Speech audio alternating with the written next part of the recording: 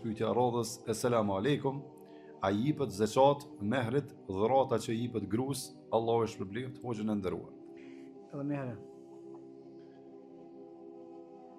A jipët zeqati, mehrit, dhurata që jipët gruas.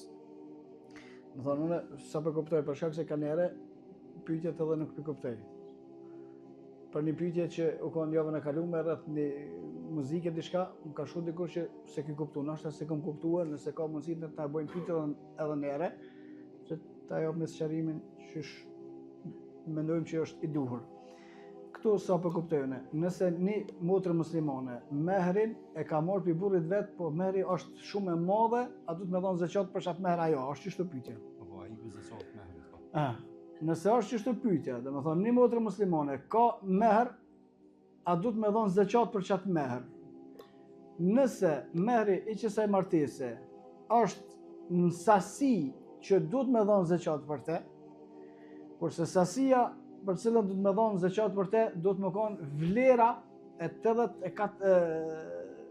84 gramve ari. Dhe nëse ka qatë vlerë, du të me këshyr vlerën e arit në treg, që lëviz në kohët ndryshme, tash nëse adi unë është dikun të 100, më thonë ofër 9.000 ose 10.000 euro për pjetë, kush i ka, dhe i rrinë që atë pare një vjetë, dhe më thonë kjo është kushti i dytë, do të me dhonë zeqat. Nëse një motër muslimane, mehrin e ka mbi 9.000 ose 10.000 euro, që e ka marrë për burrit vetë, tashmë kjo është pronore